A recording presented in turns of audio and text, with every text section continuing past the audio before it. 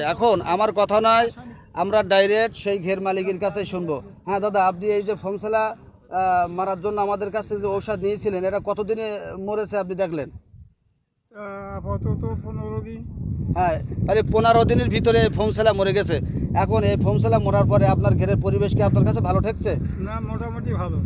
এখন আপনার ঘেরের যে মাছগুলো বাড়তেছিল না, মাছগুলো অসুস্থ ছিল, আমাদের প্রোডাক্টটা ব্যবহার করার পরে এই মাছ কি এখন ভালো সুস্থ আছে? মাছ এখন তো বয়স কম আছে, এখন কীভাবে বলি, যাই হোক মোটামুটি মাছ হিসাব মতো সুস্থ থাকে। আর ভালো গ্রোথ হয়েছে?